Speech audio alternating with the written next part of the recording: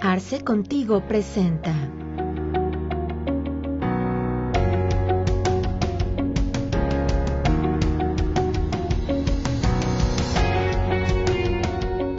Hola, ¿qué tal? Bienvenidos a nuestra sesión del día de hoy. Les agradecemos mucho a todas las personas que nos hacen favor de seguirnos en todas nuestras redes sociales. El día de hoy, pues como ustedes pueden ver, tenemos casa llena, tenemos a nuestros invitados del día de hoy que se los iré presentando uno a uno. En primer lugar, le doy la más cordial bienvenida y le agradezco mucho el tiempo al maestro Jesús Milla. Maestro, muchas gracias por estar con nosotros el día de hoy. Gracias por la invitación, eres muy gentil y con gusto. Muchas gracias, maestro. De la misma forma, estar con nosotros el doctor Carlos Burgoa, a quien también le agradezco muchísimo el tiempo, doctor. Gracias por estar con nosotros el día de hoy. Al contrario, muchas gracias y pues aquí estamos. Gracias, doctor. Y por último, pero no menos importante, estrenando sesión con nosotros, el contador público César Cervantes, a quien también, César, te agradezco muchísimo el tiempo. Espero que te sientas muy cómodo en nuestra sesión y seas bienvenido. Muchas gracias, Alejandro. Es un gusto para mí y adelante, aquí estamos para apoyar en lo que sea. Perfecto, pues el tema del día de hoy es un tema bastante relevante que recientemente se volvió a tocar en la sesión de la OSD y que pues evidentemente por los acuerdos que se llevaron pues tiene ciertas repercusiones importantes para todos los países que son miembros. En este caso evidentemente México que pertenece a esta organización. Cabe señalar que este tema o este modelo que se ha mostrado ahorita, que es el impuesto al mínimo global, perdón, un impuesto mínimo global, no es un tema nuevo, la verdad es que es un tema que ya venía desde hace algunos años hacia atrás, pero que había sido tocado en primeras instancias a través del G7, en donde por ahí de 2013 ya se estaba tratando de hacer algunas cuestiones al respecto, de poner a decir de este grupo, pues un piso más parejo a nivel internacional con el tema de los impuestos, ¿no? Pero después de ese G7 pasó al G20 y ahora recientemente en el mes de julio, pues bueno, justamente ya llegó a la OCDE esta discusión y ya hay acuerdos al respecto de estos temas. Antes de iniciar la sesión y poder entrar a la opinión de cada uno de los expertos que el día de hoy nos están con nosotros, nos hacen favor de acompañarnos, a mí me gustaría señalar algunos detonantes de por qué desde 2013 que se empezaron a tomar este tipo de pláticas, por qué hasta ahorita 2021 es que hay como que detona esa información. Y la primera, pues bueno, señalaba yo hace un momento que, bueno, salió del G7 y que ya ahorita se está discutiendo entre los 139 países que forman la OCDE.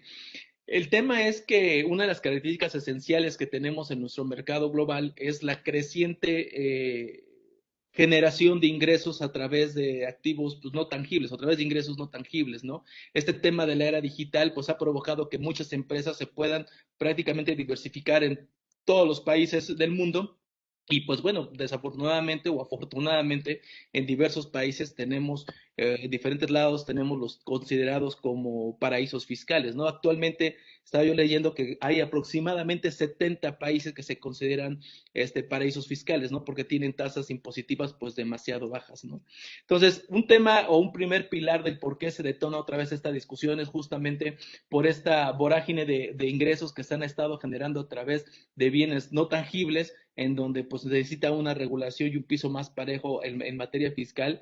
Y el otro es que pues en ese momento, en el 2013, pues no había un apoyo por parte del gobierno de Estados Unidos que estaba vigente en ese momento para poder avanzar las pláticas. Y pues bueno, ahora que hay cambio de gobierno y que está Biden a la cabeza, pues ya hay una política diferente y entonces hay una apertura para poder platicar de este tema y justamente es por eso que se abre otra vez el mecanismo y entonces ahora sí comienza a caminar.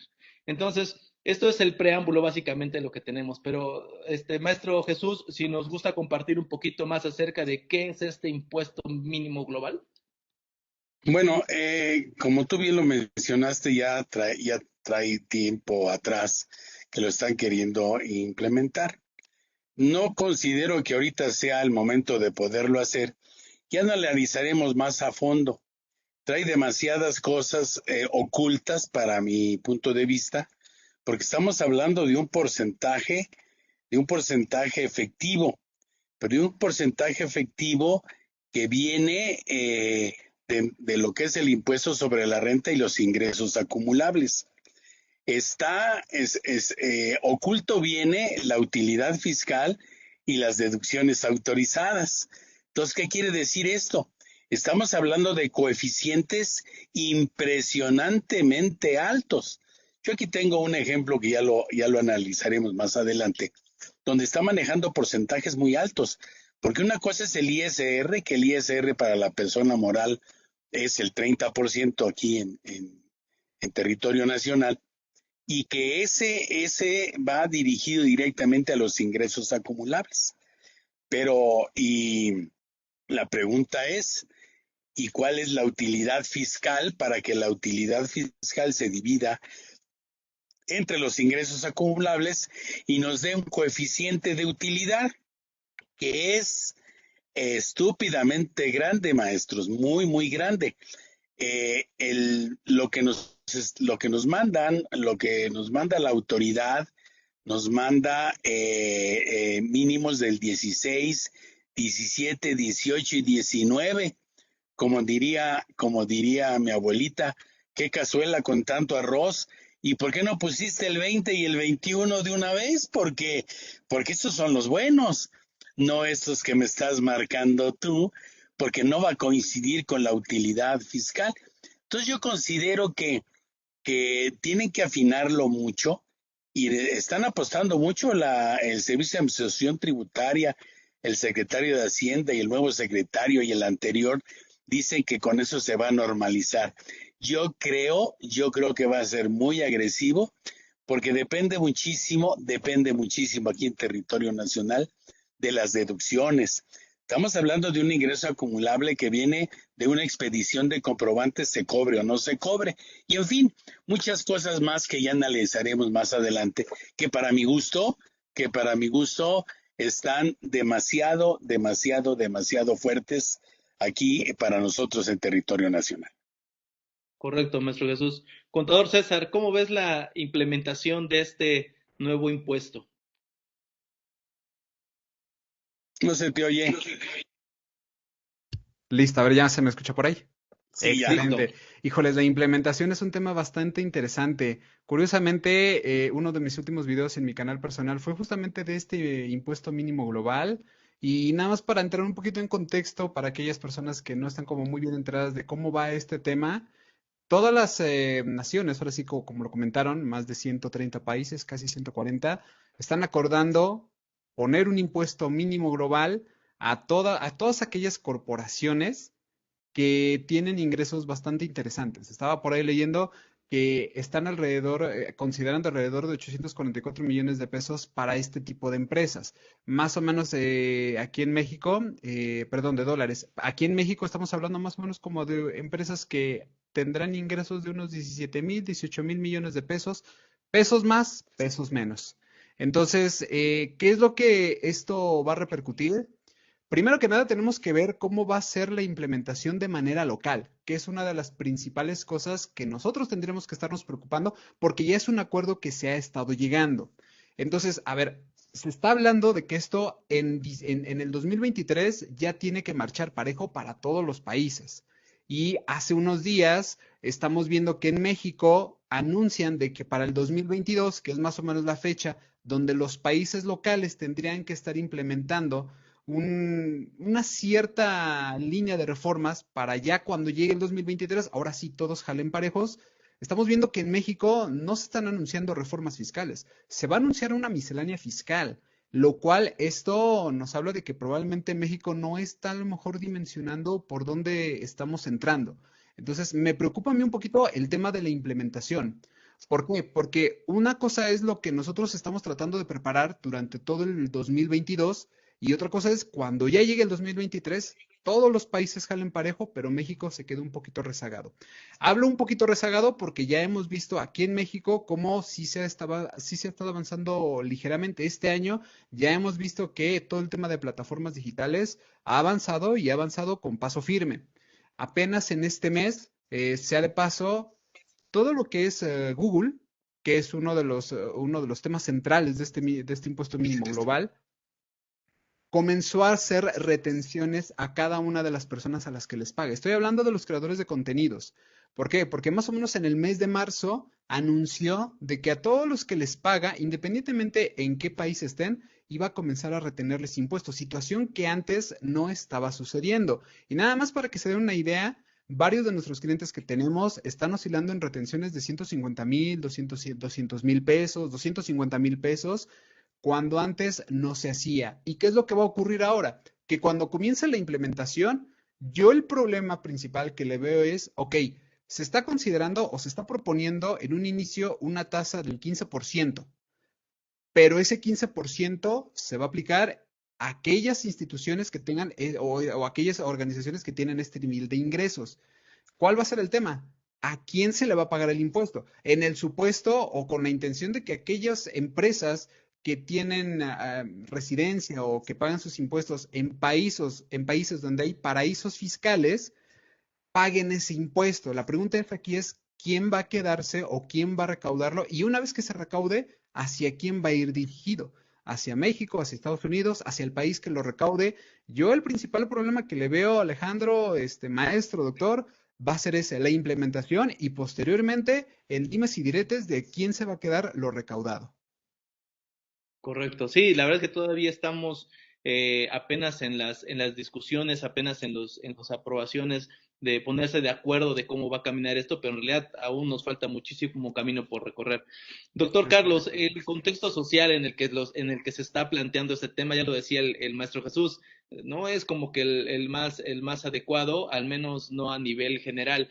Aunque esto va específicamente a esas grandes empresas, a esos grandes corporativos, ya señalaba uno, César, el tema de Google, ¿no? Pero está Google, Amazon, Facebook y todas esas grandes empresas que sí tuvieron a raíz de esa pandemia, creo, un crecimiento importante por el uso de todos estos medios electrónicos. Así es. Bueno, todas las plataformas digitales sabemos que se vieron favorecidas dada la distancia que se fuerza con esta pandemia. Entonces se empezaron a comprar infinidad de cosas en línea que anteriormente pues eran más favorecidas al acudir a alguna tienda, desde simplemente el supermercado hasta lo que puede ser pues cualquier otro elemento que fuese no tan esencial. Sin el ánimo de comercial, el otro día que yo estaba en alguna tienda comprando pues cosas de despensa, me encontré mucho el concepto de lo que vemos Corner Shop. Entonces es un servicio que se da a través del internet para que alguien vaya a hacer el mandado, desde esas cosas tan mínimas hasta lo más amplio que es la tasa Google, como se le ha llegado a denominar. Había un dicho que tenía por allí mis abuelos y que creo que viene muy a colación, que decía, ¿qué suerte tiene el que no se baña? Y yo creo que dar mañaneras muy temprano me lleva a este punto por lo siguiente. En campaña, el presidente de todos ustedes dijo que por el primer trienio, por los primeros 3 años, no habría una reforma fiscal. La verdad es que no es motivo de sorpresa. Yo creo que más bien en todo el sexenio no hay una reforma fiscal fuerte porque esa ha sido la herencia de todos los países, digo, de todos los sexenios anteriores. Incluso, si nos vamos a la fracción décima del decreto del 23 de abril de 2020, el famoso decreto de austeridad, pues señaló que no iban a haber incremento en las tasas de los combustibles y tampoco nuevos impuestos, de ahí que la propuesta para reforma de 2021 dejó atrás el punto del IEPS. Pero entonces, ¿qué es lo que subyace? Ahí es donde todos estamos muy atentos y esta es una historia que yo creo que ni Steven Spielberg la podría contar igual. Tenemos una reforma al artículo 4 constitucional del 8 de mayo de 2020, donde se dice que va a haber becas educacionales, apoyos económicos y pensiones no contributivas, favoreciendo principalmente a los afromexicanos. Háganme el favor, yo no sabía que había tan afromexicanos, y a las personas pues, más desposeídas. Obvio, algo normal. No se suben impuestos, no se crean más. Entonces la pregunta es, ¿de dónde va a salir? Y esto lo platicaba yo en un foro hace tiempo de la Asociación Internacional de Derecho Administrativo, pues de las plataformas digitales. Y ahí empezamos a ver una transformación. Para 2020 la reforma estaba queriendo prever la cuestión del bloqueo, al final no se dio. Para 2021 ya se dio. Y bueno, yo sé que Cofetel estaría un poco entre risa y llanto porque no sabemos qué hacer con lo que quieren lograr. Recordemos que hay dos temas, voz y datos. Y la pregunta es de dónde los quieren bloquear. Pero más allá de eso, vámonos a lo evidente. El quemón y la retención es lo que hicieron la fuerza. El impuesto más favorecido fue el IVA.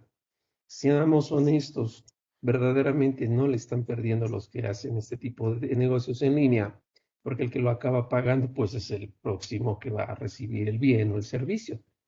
Entonces, bajo esa lógica, no es más que reciclar o reacomodar las piezas. Todo aquel que prende la televisión para ver un Netflix o cualquier otro canal que sea en línea es el que acaba pagando verdaderamente ese impuesto.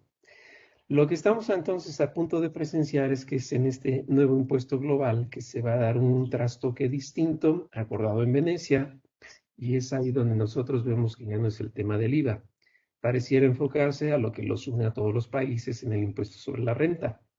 Y el cómo va a ser, ese va a ser un gran reto, que si no podemos resolver los temas de un socavón, ni muchos otros más, no veo cómo podamos resolver este. Se involucran temas de residencia, se involucran temas de la tasa efectiva respecto de la tasa legal. Y lo más importante, ¿quién va a ser el que lleva la batuta para saber cómo se une México? Porque a nivel nacional, pues el único que manda en impuestos es el Congreso. Quiero entender que se va a unir a una imposición internacional. Distinto de lo que son políticas de BEPS o cualquier otro como los conocemos, aquí ya es un tema de distribución y aplicación.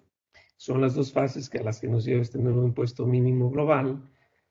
Y bueno, va a estar bastante interesante el saber cómo lo aterrizarán, porque no es tan sencillo. Decía un anterior director de la Facultad de Derecho, para ser doctor en Derecho, decía a los aspirantes cuando los entrevistábamos, se requiere más que las ganas de serlo. Entonces creo que lo mismo aplicaría ahorita en este momento. Para imponer este impuesto mínimo se requiere más que las ganas. Y vamos a tener que estar atentos a, más allá de los temas, ¿no? De si es procedimiento y todo, cómo hacerlo. Ese es el punto.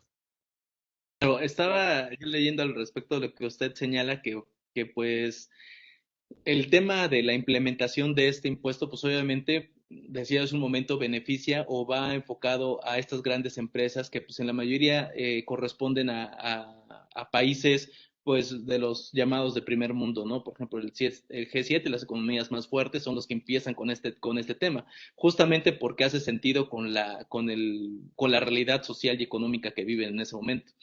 Son 139 países los que forman la OCDE, por ejemplo, de los cuales 132 son los que ya firmaron.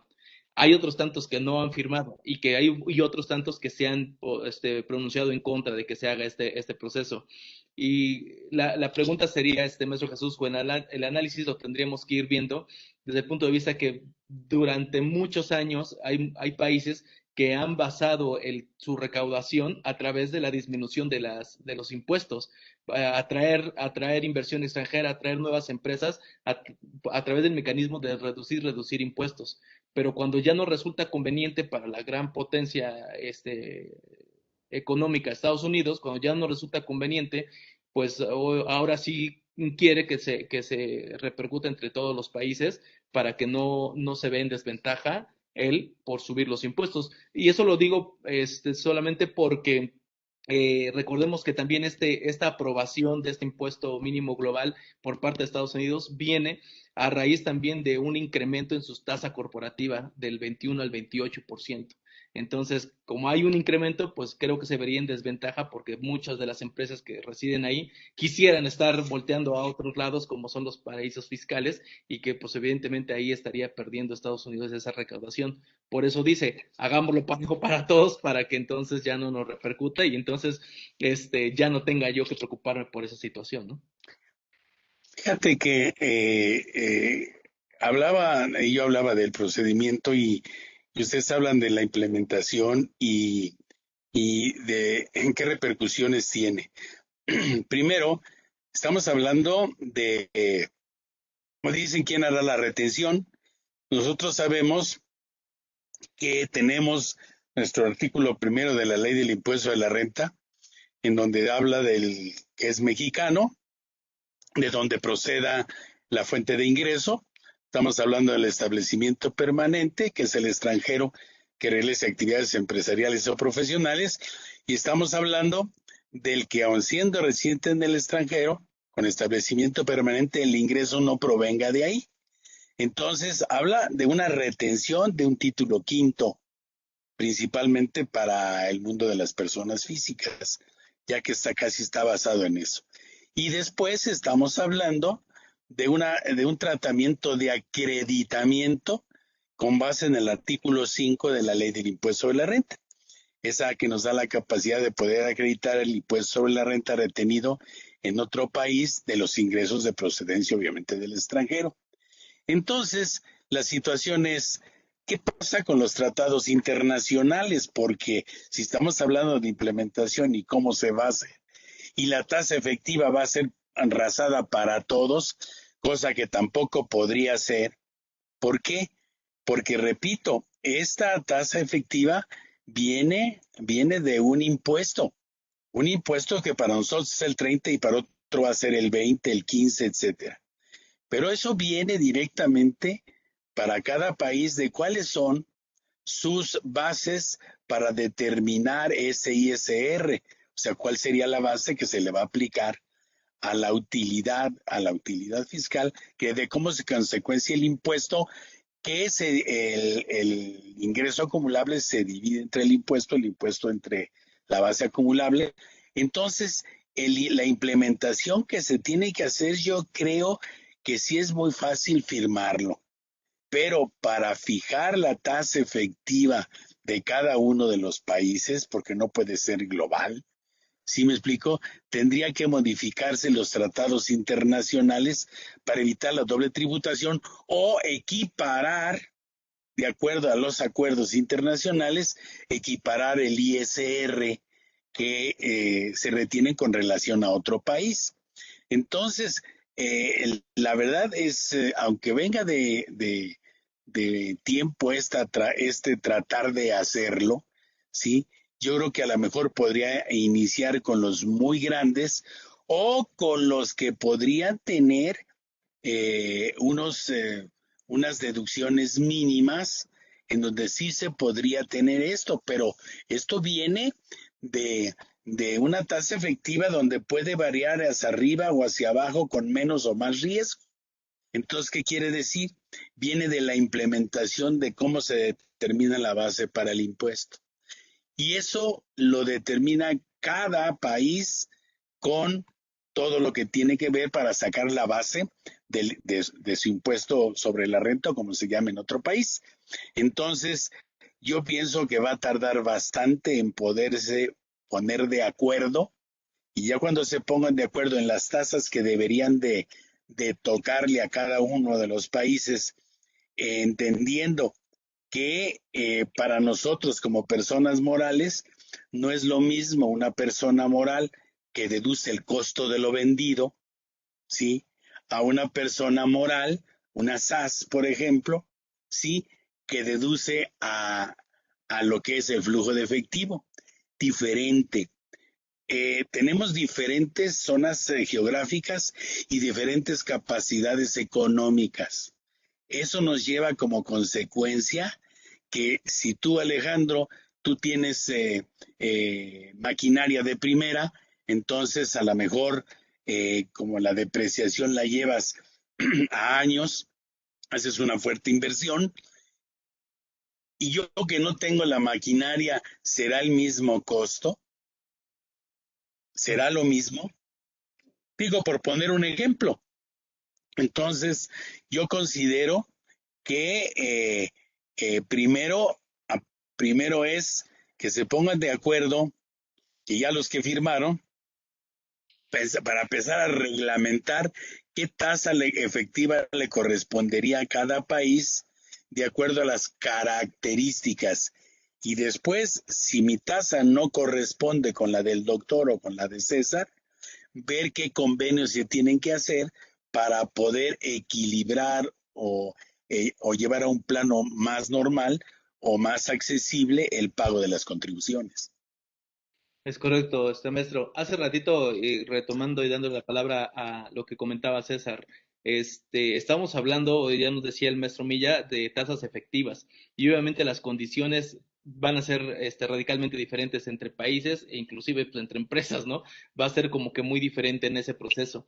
César, ¿tú crees que en este sentido es importante que las autoridades, por lo menos las que ya han firmado, pues bueno, ya se esté trabajando en un plan para equiparar el mecanismo de determinación del impuesto. ¿Tendría que cambiar este mecanismo de determinación o simplemente tendríamos que estarnos ajustando al impuesto que se determine en cada una de las zonas para que sea un impuesto mínimo del 21% en caso de que se fuera menor? Por ejemplo, retomando el caso de México, pues en México tenemos una tasa corporativa del 30%, pero las tasas efectivas se calculan bajo un mecanismo especial que la propia ley señala y incorporando inclusive hasta los pagos provisionales que también tienen un mecanismo especial a través del coeficiente, ¿no? Entonces, ¿consideras que deberíamos de estar hablando en muy corto tiempo, al menos a decir de la OCDE, estandarizar estos mecanismos de determinación? Bueno, yo creo que primero deberíamos de ver, como bien lo comentó el maestro, ver que todos jalemos parejos. Yo también veo difícil que para el 2023 todos los que ahorita están firmando, pues lleven a cabo esto, ¿no? Y retomando un poquito la palabra del doctor, hay algo muy interesante y tratar de no salirme mucho del tema. Efectivamente, estamos viendo que en esta administración se habló mucho de austeridad y ya bien lo comentaban hace ratito de que no va a haber nuevos impuestos, no va a haber nuevas tasas, entonces, ¿cómo va a venir la recaudación? Ya vimos un ejemplo que fueron las plataformas digitales, una opinión bastante atinada. Pero yo agregaría una más, la recaudación por parte del SAT, la fiscalización. Eso que incluso, no me dejarán mentir, hemos visto cómo este año se rompió récord pese a toda la emergencia sanitaria que vivimos el año pasado.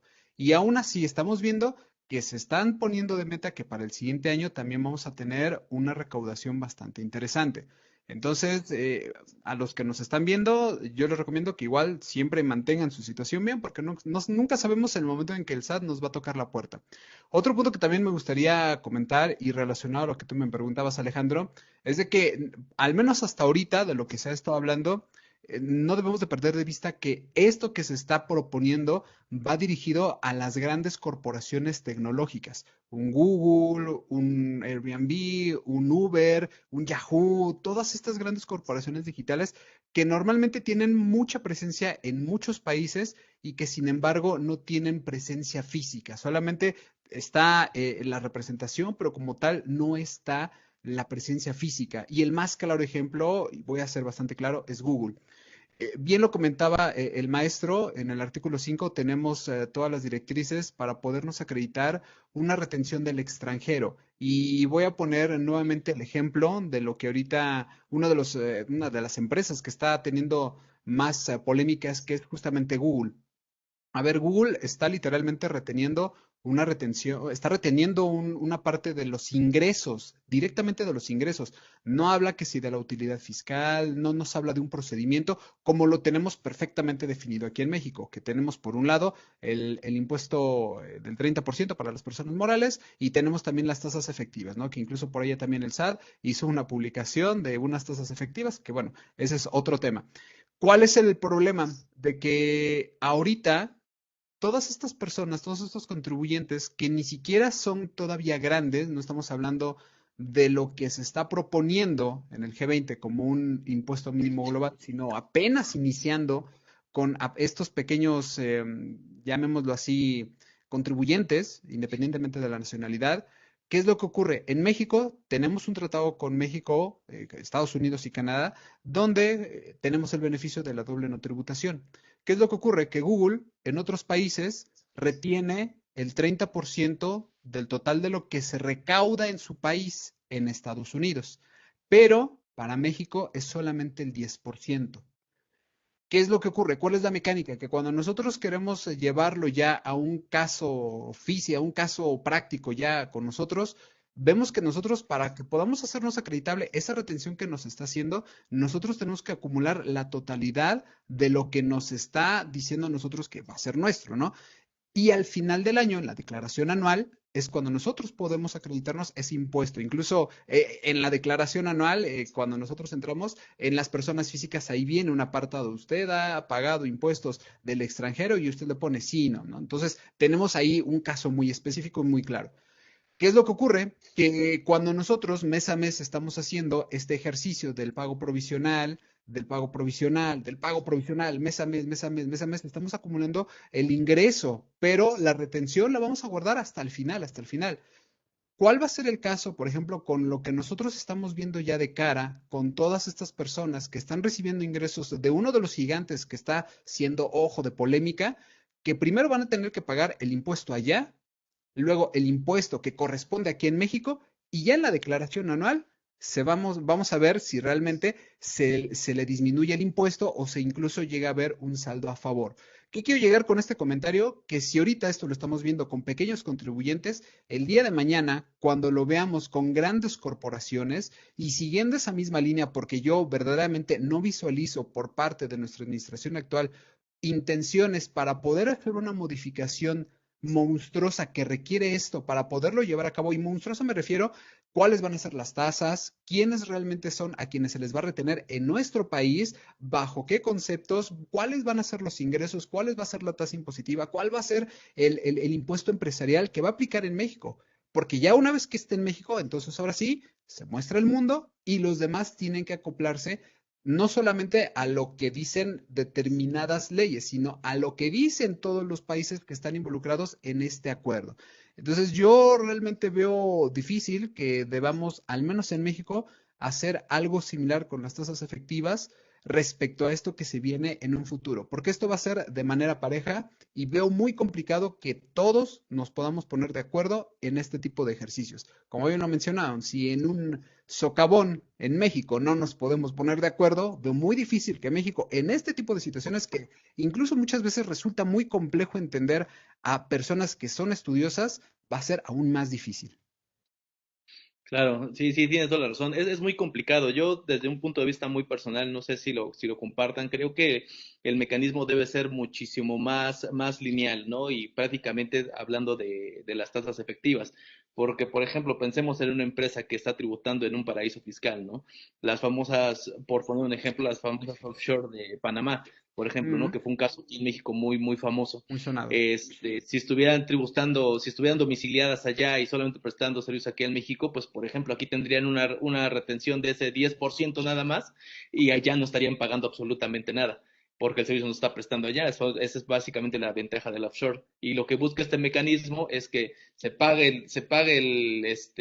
10% que tenían, perdón, que ese 10% pase a esta tasa mínima global que se está señalando que es del 15% y se quede el impuesto que se está recaudando en el país en donde se está prestando verdaderamente el servicio o en el país donde se está generando este tema, ¿no? Entonces, creo que en el tema de los mecanismos de pago sería difícil estructurar una misma línea para todos, pues dependemos de muchísimas características específicas de cada país, culturales inclusive, pero si nos, seguramente el tema va a ir más a netear el impuesto para que sea una tasa efectiva como la que están señalando.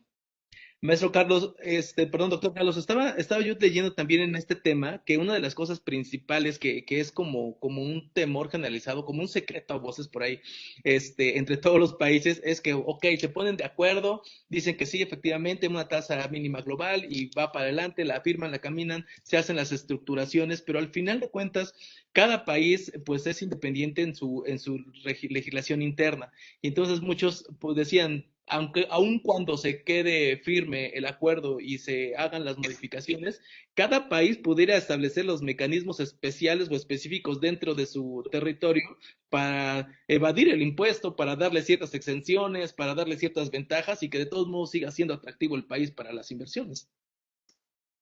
Bueno, yo aquí lo veo bastante complejo por lo siguiente. Yo me la sabía hasta donde me ha tocado estudiar, que lo único expansivo en derechos son los derechos humanos, son mal llamados en México todos así. Es decir, esto lo vemos muy común en lo laboral. Se establecen mínimos en la posibilidad de que se den más, pero estamos hablando de derechos y bajo esa lógica es que lo podemos hacer expansivo. Pero en este caso, y bien lo han comentado, ¿qué va a suceder con la voluntad legislativa nacional? Lo digo de manera expresa por lo siguiente. Me queda muy claro de que se habla de una tasa mínima del 15. Quiero entender que estamos hablando de una tasa, pues me quiero suponer incluso efectiva, ¿no? Pero si vamos a dar con esa situación, me queda claro que lo que primero vemos en riesgo es el tema de las famosas deducciones o prerrogativas en la materia tributaria. Porque conforme más se hace acentuado el tema de las tasas efectivas, más se deja ver que todos estos rubros de atemperamiento, el acreditamiento en el IVA, las deducciones del ISR, son temas que empiezan a sobrar porque ya se habla de una tasa efectiva. Entonces, el problema que yo veo y que se avecina es la confusión inmediata, quizás hasta intencionada, de los temas. Me explico por qué. Ya tenemos un ejemplo y lo pongo sobre la mesa. Los problemas domésticos, llamarían los americanos, de tributación en México son dos: la venta de facturas y el famoso outsourcing, mal llamado así, pero bueno, finalmente son los dos cánceres mexicanos de la tributación. Y a nivel internacional, pues tenemos que fuesen todos estos puntos que hablamos de lo que es la erosión de la base y, ¿por qué no?, hasta la famosa razón de negocios. Y ahí es donde viene el ejemplo. La razón de negocios, que fue herencia del famoso BEPS, una de las tantas acciones que señalan, en específico creo que es la 1112, llega a México en la inercia de ser un motivo para develar y así de alguna forma desvestir, por decirlo burdamente, las operaciones que están abultadas en el único ánimo de no pagar bien. Así de sencillo, estoy sumando más gastos para no hacer un pago impositivo fuerte. De ahí que se habla de la dualidad entre el beneficio económico y el beneficio fiscal. El beneficio económico se ve, el beneficio fiscal no se ve porque es lo que me ahorré de impuestos. Y hasta ahí íbamos claritos. Problemas del país que solo le incumben a México y problemas internacionales que le incumben a la comunidad en la que México pertenece. Rápido un paréntesis. Si yo fuera con una empresa americana y le dijera, oye, te vendo facturas, seguro me voltea a ver raro y me va a decir, ¿yo para qué quiero comprar facturas? No, es deducción, y me dirán los americanos, aquí un ticket de McDonald's es deducible, no necesito tanto detalle. Pero si nos vamos a Ecuador, la cosa es diferente. Entonces es ahí donde yo me empiezo a dar cuenta que son dos problemas, nacional e internacional. Pese a ello, yo invito a todos los que nos ven que se remitan a la exposición de motivos de 2021 para la modificación que se hizo al artículo 5A del Código Fiscal. Y la exposición de motivos lamentablemente confunde, y lo digo con estas palabras, confunde a la razón de negocios con la venta de facturas 69B, al extremo de que le suman el 113 bis del Código Fiscal. Y un filósofo mexicano diría, que alguien me explique. ¿Cómo es que están combinando dos figuras que nada tiene que ver al caso? Así de ese tamaño. Bueno, y hay más errores, ¿no? Obviamente hay algunos que duelen más, así como decir el AIGA y la diferencia, ¿no? Así de ese tamaño me las vi en la reforma 2021. Entonces, para cuando llegue esta, vamos a llamarle instrucción de acuerdo que se tuvo a nivel internacional al legislador mexicano, yo no sé si por falta de voluntad o en forma intencionada se pueda tomar el aventón, por decirlo burdamente, para tener más eco en las partes que son objetivos en México. Vamos a ser muy claros en el punto. Hay países altamente exportadores de capital y países importadores de capital. Exportadores de capital, pues es Estados Unidos y todas estas grandes potencias de primer mundo. Y las importadoras de capital, pues son los países periféricos o en vías de desarrollo, como el tercer mundo en el cual pertenece México, y pues más con esta 4T, ¿no? Entonces, al punto que voy es, verdaderamente seguirá a actualizar el adagio que dijo su presidente de que les vino como anillo al dedo. ¿Qué es lo que va a suceder? Porque México está agarrado de las uñas a un G20 que no pertenece a la realidad. Desde luego es plausible la forma de permanencia, pero ¿cómo se llevará a cabo? La tasa efectiva seguro no es igual en México como lo es en Italia, Canadá, Alemania. Entonces, ¿a qué punto estamos llegando? ¿A favorecer más a quién? ¿Cómo se va a dar la redistribución y la aplicación? Y estos temas requieren una política económica muy fuerte que, dicho sea con conciencia total, México hoy por hoy no la tiene. México está apoyando más la economía de Estado que la economía de empresa. Prueba de ello es el alto asistencialismo, los programas sociales y el desdén que se hace a las empresas, y quizás estamos por ver un movimiento histórico con el aplazamiento, que fue lo más que se podrá lograr a las empresas de la subcontratación laboral. Pero fuera de ello, pues la pandemia nunca ha habido rescate, nunca ha habido ayuda, nunca ha habido nada, ni siquiera una forma de postergar. Entonces ahí es donde se va a poner interesante y yo estaré muy atento. Yo no sé si verlo en CSI, en Historias sin resolver o en la reforma que se vaya a avecinar. No sé qué vaya a pasar. De algún lugar tenemos que sacar ahí la información. Este, Maestro Jesús, ya comentaba ahorita el doctor Carlos sobre el tema de justamente lo que México ha estado haciendo al respecto de poder cuidar estas cuestiones de la erosión de la base gravable, ¿no? Ya había algunos acuerdos BEPS que se habían tomado por parte de México y que ya había estado haciendo algunas reformas al respecto de esto. ¿Qué pasará ahorita con la incorporación de este impuesto global?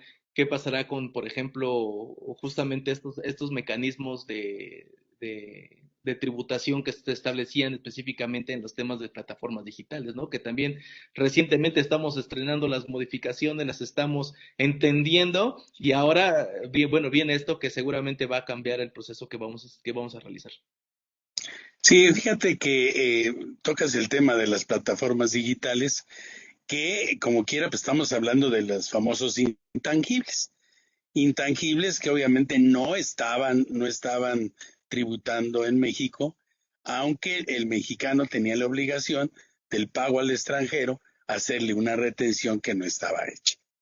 Sí se hacía una importación, en el momento de hacer la importación del intangible, había un IVA que había que pagar virtual y que acreditar en forma virtual, que tampoco se hacía y que se sigue haciendo, porque una cosa es que yo pueda comprar también en el extranjero un intangible, no sé, una licencia, un juego, que no esté representado en México y automáticamente me voy a encontrar con la situación de ser un defraudador. ¿Por qué? Porque le tuve que haber hecho la retención al extranjero y haber hecho la situación de mi autorretención de lo que sería la parte del IVA, dependiendo si lo voy a deducir o dependiendo si es público en general, ¿no? Del 8 o del 16. Entonces, todo esto que costó trabajo y que ya de alguna forma ya se logró que muchas de las empresas tuvieran aquí un representante en territorio nacional, pero existen muchos que no están. Entonces, el poder poner esto en forma genérica y decirle, por ejemplo, al extranjero, por cada venta que hagas al extranjero, tienes la obligación de retener, está bien. Nada más que entonces tendría yo el derecho a poder acreditar esa situación.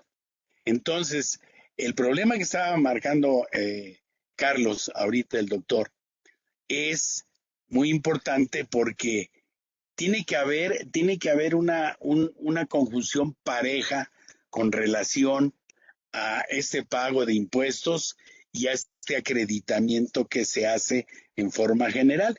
Y poderlo hacer es el que cada país se diga: lo que tú transmites, la propiedad intangible o no tangible, tienes la obligación de pagar. Porque lo que sí puede hacer el país de origen del servicio es cortarle la situación de el envío al extranjero. Y se puede controlar porque a mí me pide mi tarjeta de crédito. Me pide mi número, mi registro, mi teléfono, bueno, hasta el día que me voy a morir. Y entonces deposito, le doy la clave, dice que está bien y me mandan el producto. Si lo hacen en el país de origen, no habría problema. Ahora bien, ¿cómo me van a regresar o cómo voy a poder acreditar eso en México? O sea, que no pasa por la aduana, sería virtual, obviamente el IVA, como se está pagando en forma virtual para los intangibles. Entonces, esa parte que se pretende implementar, repito, está muy complicada de poderse hacer. Y eso de que no va a haber aumento de contribuciones, perdón, pero no hemos dejado ver ni un momento que sea realmente esa dejar de pagar impuestos. Ahora, se están atacando a algunas partes, como esta parte de los intangibles, para que empiecen a pagar impuestos. Había el rum y que se paró de un impuesto también al patrimonio, que es la sucesión testamentaria. Recordemos que se paró porque se armó un boom de la salida de capitales, de aquí a que empezara, ¿no? Entonces, con todo esto que está pasando, la verdad, yo y ojalá y nos podamos seguir viendo para el 23. Yo les puedo apostar una comida a donde quieran, de que a lo mejor nos levantan como siempre un elefante artrítico para que nosotros, para obligación de nosotros, y ellos para poderlo echar a andar, empiecen a hacer una serie de cosas. Ya nos quitaron los pies, ahora nos van a dar muletas, pero no va a haber como las vacunas. Entonces yo no sé qué va a pasar, pero yo casi estoy seguro que esta situación en México no se va a poder llevar a cabo porque están marcando, según lo que están marcando imposibles. Miren, fíjense, nada más. Yo hice una operación de vamos a hablar de una tasa efectiva del 6.38, ¿sí? 6.38, tasa efectiva del 6.38, sí. Nada más que para sacar la tasa efectiva, obviamente de este famoso 6.38, sí, es el ISR entre el ingreso acumulable, que eso me daría. O sea, aquí estamos hablando de que el ISR son 794,000 y el ingreso acumulable serían 12,5 millones aproximadamente. Si nosotros desgajamos de dónde viene esta situación de determinar este utilidad fiscal, pues tenemos que ponerle una deducción autorizada suficiente para que nos dé una utilidad de 2,649,000. Y si dividimos la utilidad fiscal entre los ingresos acumulables, tenemos un coeficiente de utilidad del 21.27. Perdón, el 21.27 de coeficiente de utilidad es imposible. Y seguro que todas las tasas efectivas que están marcando, que vienen con trampa, porque hay que desgajarlas, hay que desmembrarlas, de cómo se llega a la base para determinar la utilidad fiscal, vamos a entender que es casi imposible que a mí me digan que yo pueda tener un coeficiente de utilidad del 21%. Sería maravilloso que lo tuviéramos eso. Sería maravilloso. Obviamente lo ponen hasta el año 2019, ¿verdad? 18, faltarían pues obviamente los otros años, que sería el 19 que está pendiente y el 20. Entonces, porque eso es lo que marca la Secretaría de Hacienda. 16, 17, 18, el 19 está pendiente, ¿sí me explico? Y es muy similar, un poco más alto que el 18, y tenemos la del 2020 que está pendiente, 2021 igual. ¿Cuándo lo van a echar a andar? ¿Saldremos en el año 22 para marcarse en 23? ¿Cuál sería la tasa efectiva que nos marquen entonces para poder ir a determinar el arranque de 2019, de 2020, 2021 para 2023? Muy complicado, repito, muy complicado, y la verdad, está en pie la tomida, está en pie la tomida, por supuesto. Gracias, maestro. Justamente estos coeficientes, usted, el cálculo que nos hace a favor de compartirnos, son coeficientes que justo son características como que muy claras de las empresas que se dedican justamente al desarrollo de los intangibles, desarrollo de tecnologías, venta de plataformas, todo eso, donde prácticamente no tienen costo. El costo es es intelectual completamente y muchas veces no se tiene las deducciones al respecto de los ingresos que se obtienen. Por eso es que se llegan a a esas tasas y esos coeficientes tan altos, ¿no? Que una industria de transformación o algo, pues no está ni cerca de tener esos coeficientes. Pero sin embargo, en el tema intelectual, en el tema intangible, sí es común tener este tipo de coeficientes. Pero fíjate, maestro, perdón, en la fabricación de cosméticos estamos hablando de un promedio de un 5%. Un 5% es muy alto. Estamos hablando, por ejemplo, la fabricación de otros productos de hierro del 4%, 3%, 4% en alrededor. Entonces, industria de aluminio, estamos hablando del 3,5% de tasa. Modelo o sea, fundición de todo tipo de piezas, el 5%. O sea, estás hablando de que sí, grandes industrias, pero estás hablando de coeficientes totalmente altísimos que no van de acuerdo a lo que se está marcando ahorita, que es la falta de efectivo para poder adquirir. Nada más con todo esto que hablamos, sin hacer la parte importante, que es uno de los motores de la economía, que es lo que es la casa habitación y lo que es los inmuebles, que está parado. ¿Quién va a echar a andar esto? O sea, ¿quién va a echar con qué trabajadores? Si me viene a pedir la tasa efectiva, lo que tengo que hacer es ven a hacerme la auditoría y tratar de cumplir, que eso es muy importante, tratar de cumplir perfectamente bien con todas mis obligaciones fiscales.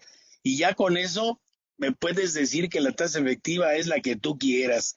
Ven y revísame porque no te voy a pagar eso, porque si no te quiero pagar, me tienes que hacer una revisión. Entonces, no habría ningún problema, salvo que modifiquen entonces lo que es deducible o no deducible, o lo que no reúne requisitos y reúne requisitos para aumentar esa base, ¿no? Sí, claro, maestro. La verdad es que ya lo señalaba usted hace un momentito. Las características específicas de cada empresa, pues bueno, van a jugar un papel importante en este tema. Contador César, un tema también interesante aquí en estas cuestiones es que creo que está demostrado de manera muy clara que no forzosamente el hecho de tener más impuestos significa más recaudación, ¿no? O viceversa. En el caso, por ejemplo, estaba yo leyendo el caso de Irlanda, que ha bajado en los últimos años su tasa del 35 al 12,5% y sin embargo su recaudación es bastante buena. Entonces, tampoco una menor tasa significa una menor recaudación. Creo que ese Completamente de tema acuerdo. no está siendo valorado en el sentido de la implementación de esta tasa, que como los márgenes que nos marcaba el maestro Milla, pues bueno, está alejada de las realidades de la industria que tenemos al menos en México. Completamente de acuerdo, Alejandro. La verdad es de que, como bien lo comentas, cada país tiene su reglamentación de una manera en donde no necesariamente tener tasas altas significa mayor recaudación. Lo vemos con este tipo de países donde a lo mejor tasas no tan altas, sino más discretas, pero con una implementación, con una cultura diferente que directamente se dirige hacia los contribuyentes, hace que sí exista una recaudación más allá del ámbito social, político, que esto pudiera repercutir, pues es también incluso la tranquilidad para aquellos contribuyentes que saben que a la hora de que están pagando el impuesto, lo ven reflejado ahora sí en los servicios por los cuales ellos están pagando los impuestos. Creo que también va muy de la mano de ese lado, pero a raíz de este nuevo impuesto, sí estoy viendo una consecuencia bastante interesante. Ya lo vimos apenas en el tema de plataformas digitales. Seguramente ustedes tienen el servicio, y si no, pues no importa, no pasa nada. El servicio de la famosa N color roja que todo el mundo ve vía streaming a las 9:10 de la noche, que casualmente siempre se satura a esa hora, ¿no? ¿Qué es lo que ocurrió? Que cuando vino la implementación, nos llegó a todos un famoso correo diciendo que gracias a la implementación de disposiciones fiscales en México, los precios iban a aumentar. Y entonces los 149 pesos que pagábamos mes a mes aumentó a 196 pesos. ¿Qué quiero decir con esto? Que al final del día, las organizaciones, frente a este nuevo tipo de impuestos, normalmente ellos no lo van a asumir, lo van a terminar arrastrando al usuario final. En este caso, las personas como nosotros que terminamos viendo los servicios. En lugar de que ellos terminaran pagando lo que se supone que ellos tendrían que haber pagado desde un inicio, terminaron cobrándonos a nosotros y nosotros terminamos pagando ese impuesto. Pienso yo que va muy de la mano lo que va a ocurrir con este nuevo impuesto global, sobre todo porque es un impuesto que va dirigido a corporativos muy robustos, con ingresos muy fuertes, que es parte de la propuesta. Entonces, si estamos viendo que un Google, un Facebook, un Yahoo, un Airbnb, un Uber, que tienen presencia en prácticamente todo el mundo, digo, obviamente sus excepciones, pero prácticamente tienen presencia en todos los países que ahorita están firmando este acuerdo, ellos sí van a poder implementar determinadas políticas para que si en algún momento requieren pagar ese impuesto, ellos, al no tratar de verse afectados, lo van a terminar reflejando en el usuario final. Si a lo mejor ahorita estamos pagando una determinada cantidad por un servicio de correo, porque hay formas de pagar el correo. Tenemos el servicio normal. Digo, trato de poner ejemplos muy claros para que los que nos están viendo puedan visualizar hacia dónde puede afectarlo, porque muchos pensarán, bueno, es que son empresas que tienen miles de millones de pesos, de dólares, de ingresos, pues a mí que me va a afectar, ¿no? Bueno, la realidad es de que sí hay una afectación. Tal vez no de manera tan directa o tal vez no de una manera tan grande como pudiéramos pensarlo en un inicio, pero al final del día cada uno de estas personas que van a terminar pagando el impuesto, pues se termina viendo en el efecto que quiere justamente el gobierno, recaudar el impuesto para que no exista este tipo de beneficios en paraísos fiscales. Entonces, ¿qué es lo que ocurre? Por ejemplo, cuando nosotros contratamos un dominio, tenemos la posibilidad, suponiendo el ejemplo, ¿no? arcecontigo.com. Si quisieran hacer un correo electrónico, tendrían que registrarlo en algún servicio de correo electrónico. Hoy en día, de los que lideran este tipo de servicios es Google, mediante su producto llamado G Suite. Hoy en día, si yo quiero, por ejemplo, tener un correo de G Suite con mi dominio que me lo proporciona Google, yo tengo que pagar $5 al mes.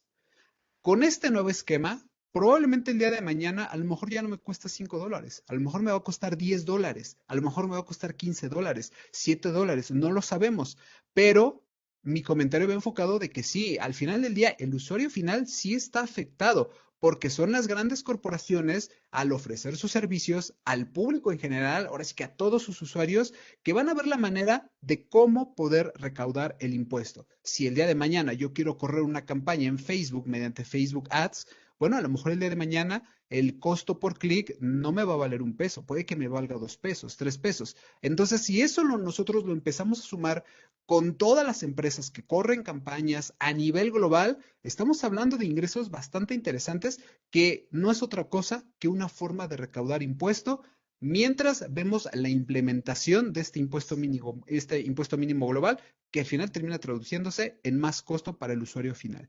Es lo que yo veo, creo yo, interesante que no necesitamos, como bien lo comentas, tener tasas más altas. Simplemente es la forma en cómo se recauda, en cómo el gobierno o los gobiernos van a poder allegarse de estos nuevos recursos, sin dejar de lado de que el usuario final es quien va a terminar pagando los platos rotos. Ya quiero yo ver que aquí en México tengan una reforma de esta magnitud sin que no se considere defraudadores fiscales a personas del extranjero. Me gustaría a mí incluso ver un caso donde en México traten de aplicarle el 108 del Código Fiscal de la Federación a uno de estos monstruos empresariales. La verdad es de que ni siquiera me pasa por la cabeza que eso pueda ocurrir, porque es una jurisdicción local y ellos están en una jurisdicción diferente. Ya bien vino en esta reforma de que si las empresas extranjeras, los residentes en el extranjero que están ofreciendo servicios aquí en México, no dan todos los datos al servicio de administración tributaria, pues les van a cortar el servicio. Pero eso lo veo bastante complicado, Alejandro.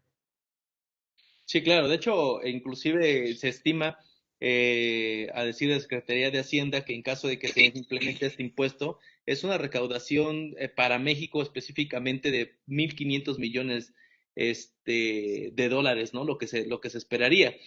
De algún lado tiene que salir el ingreso, Claro. perdón, el impuesto, El el impuesto, recurso, y claro. al final de cuentas, las empresas, estos grandes corporativos, pues no creo que sean tan amables como para absorber ellos el impuesto, ¿no? Seguramente va a estar repercutido en el precio que se está generando para poderlo establecer.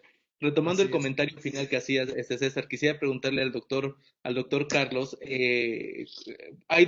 considero que hay dos vertientes al respecto de esta reforma. Una que es la que es puramente fiscal, que hemos estado abordando a lo largo de esta sesión, en cuál sería el mecanismo, las repercusiones y todo este tema. Pero creo que una parte también bien interesante, porque al final de cuentas la implementación de este modelo va encaminada a eliminar, según la exposición de motivos, los paraísos fiscales. Y justamente en ese tema de paraísos fiscales se enlaza como de manera muy natural con cuestiones de delitos, ¿no? De lavado de dinero y de otras cuestiones que se pueden estar generando a través de esos paraísos fiscales. Este mecanismo de fiscal creo que tiene sus implicaciones también en materia jurídica al respecto de las empresas o de las personas que utilizan este tipo de paraísos fiscales para justamente las cuestiones de lavado de dinero o blanqueamiento de capitales, etcétera. ¿Cómo ve esa postura, doctor Carlos? ¿Cuál sería su análisis al respecto de que, bueno, la repercusión no solamente es fiscal, sino también viene un tema bastante interesante con todos estos capitales que se están manejando a través de estos paraísos? Bueno, lo que pasa es que yo veo aquí varios puntos. El primero es curioso cómo piensa el legislador de primer mundo respecto de cómo piensa el legislador de tercer mundo. Y hago una comparación bastante sana. Si ustedes notan, la idea esencial no se termina o no concluye en el sentido de que es tanto la tasa y se acabó. No, incluso ahorita lo están dividiendo en dos puntos, la distribución y la aplicación. De tal manera que el legislador americano o sajón o como lo quieran pensar, europeo, etcétera, piensan más allá de lo que es cobrar, sino también en lo que es a dónde se va a destinar y pues que sea una verdadera recaudación. Es decir, no se piensa si la tasa y si me van a promover amparos, si se van a ir a festejar al ángel. Eso es mexicano. O sea, ellos piensan desde ahorita en la historia concluida con final y quizás un continuará respecto del mexicano, que sí es delito todo lo que es su contratación. Ahí nos vemos dentro de 2 años a ver quién cae. No, o sea, la tarea se hace completa. Y es esto lo que yo quisiera hacer notar, porque pues en tema delictivo, vamos a pensarlo así, pues ahí no hay tema más que lo que cada legislación en país individual quiera hacer, salvo los de lesa humanidad, pues esos son temas ya internacionales. No son delitos de guerra, no es otra cosa. Y entonces ahí es en donde surge verdaderamente la preocupación. Platicaba hace un momento el contador César que pues es un tanto curioso porque México dice, si no me pagas te voy a desconectar. Me resulta como cuando lo decía un personaje de este Broso dando noticias.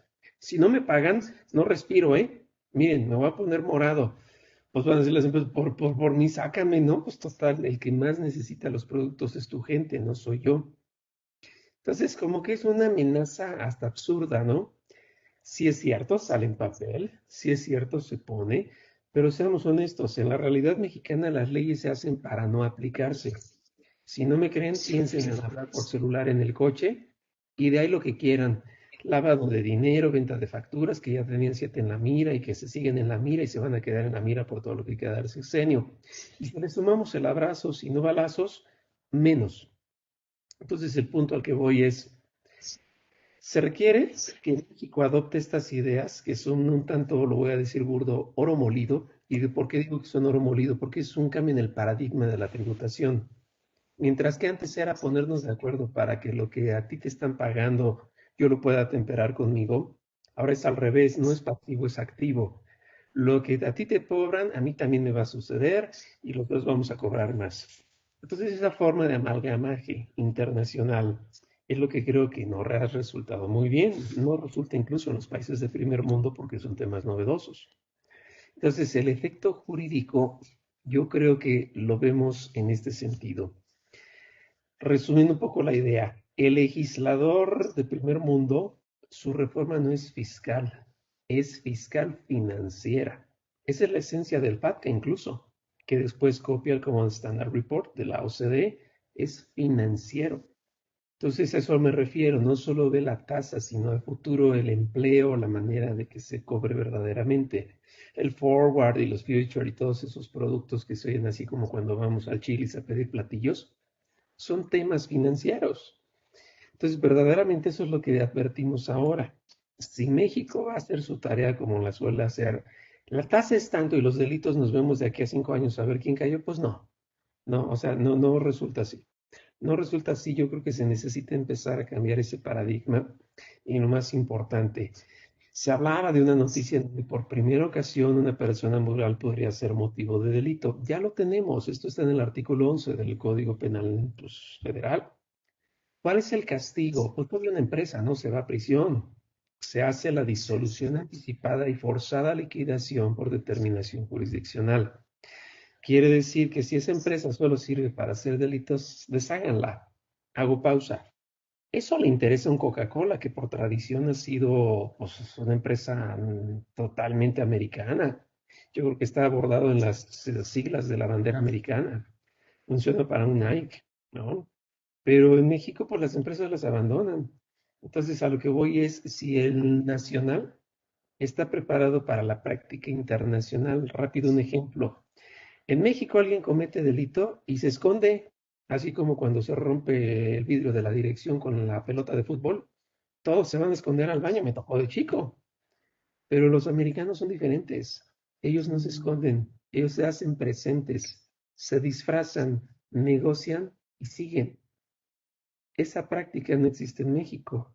Y esa es la que quiere entrar de los americanos y de los G20, ingleses y alemanes. ¿Cómo vamos a implementar esa dinámica en una redistribución y aplicación a la que no estamos acostumbrados si para empezar en México todos dependen altamente de la federación? El único ejemplo de independencia estatal ha sido el impuesto celular que trae el 43 de la ley del IVA, pero tanta dependencia hay a la federación que hay países, digo, que hay estados que solamente alzan la mano. Entonces, ¿cómo vamos a poder inyectar ese dinamismo en las leyes si no existe la cultura, si no existe la costumbre ni la práctica de llevarlo a cabo? Otra vez insisto, yo creo que nos vamos a tener que revisar un programa de CSI o algo así, porque solo ahí lo vamos a encontrar. O sea, yo no sé cómo va a ser la oportunidad que tenga el legislador desperdiciada o aprovechada. Ya lo veremos después.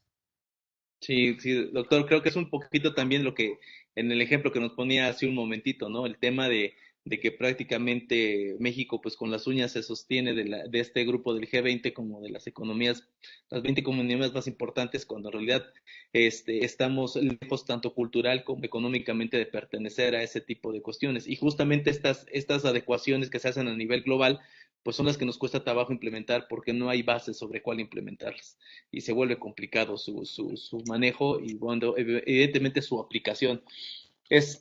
Maestro Jesús, sus conclusiones al respecto del tema. Claro, mira, tocó ahorita, Carlos, un tema muy importante, el tema financiero. Recordemos que yo siempre he catalogado al Estado como si fuera una familia, en donde existe un padre de familia que es el que trae el dinero y según trae el dinero lo puede distribuir y lo distribuye de la manera como lo tiene y lo que puede tener y lo que puede gastar y hasta dónde puede gastar. Obviamente existe un equilibrio de qué función va a cubrir cada uno de esos partes de la familia, o en este caso, cada una de estas partes de nuestra República Mexicana o de nuestros estados. ¿Qué es lo que van a aportar? ¿Para qué se va a aportar? Y sobre todo que se regrese ese dinero para lo que se aportó. Mientras nosotros en nuestro gobierno no esté definido perfectamente bien para qué se quiere el dinero, ¿En qué se va a regresar al pueblo? No regalado, sino se va a regresar al pueblo para lo que hay que dar escuelas, hay que dar lo que la Constitución nos está marcando, sí, seguridad, hay que dar educación, hay que dar medicinas, o sea, para eso es, pero mientras no se tenga esa política clara de lo que se quiere tener y para qué se quiere tener, o sea, ¿para qué quiero tener? Todo el mundo sueña con tener un Maserati o tener un Rolls Royce, pero la pregunta es, el problema no es tenerlo, el problema es mantenerlo. ¿Para qué quiero unos programas que no me van a traer nada de beneficio y que le voy a sacar, como bien decía Carlos, al que tiene para darle al que no tiene? A donde el impuesto debería de ser de pagarlo todos de acuerdo a las características que deben de ser. Lo tenemos muy claro en el impuesto predial, por ejemplo, ¿no? En el impuesto predial se debería de pagar todo mundo de acuerdo a la construcción y de acuerdo a las características. Sin embargo, hay una serie de situaciones independientes, personales, que no permiten que se haga. Caso muy notorio, pues el caso de Acapulco. En el caso de Acapulco, si checamos el predial, las grandes fincas, las grandes construcciones no pagan el impuesto y no hay forma de que lo puedan pagar porque políticamente no se permitiría que lo pusieran así. Entonces, este impuesto nuevo que se quiere poner es un impuesto que va a tardar, como decía César, va a tardar en implementarse y va a tardar en llevarse a cabo y obviamente vamos a entrar estamos firmando un acuerdo, que en el acuerdo no vamos a poderlo cumplir si lo que estamos comprometidos a hacer, nuestro ejecutivo no lo respeta. Ahora imagínense esta situación que viene de un G20 menos. Y bueno, esperemos que este sueño nos lleve obviamente a una realidad de nuestro territorio nacional. Correcto, muchas gracias, maestro. Contador César, tus conclusiones al respecto del tema. Újules, la verdad es de que es un tema muy complejo y yo pienso que no, que México lo está minimizando y está firmando estos acuerdos más que para beneficio propio, para quedar bien de manera diplomática y política con determinados países. Coincido mucho con la opinión del doctor de que México en cuestión de cultura fiscal no está a la altura de lo que están otros países como Estados Unidos, como Alemania, donde básicamente el pago de impuestos es un tema prácticamente hasta patriótico.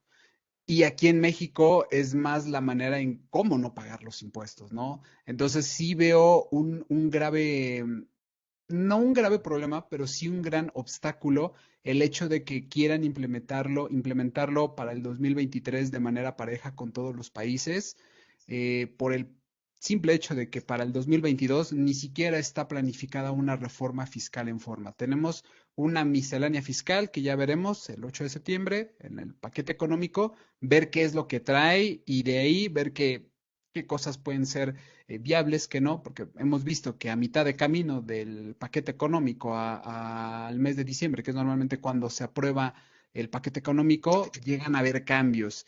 Y finalmente creo que si esto llega a jalar, que sería un buen avance, valgo la opinión, pienso que también va a haber una repercusión con el usuario final, porque va a ser el usuario final, independientemente dónde se recauda el impuesto, el que va a salir afectado. Ya lo vimos aquí en México con el tema de plataformas digitales.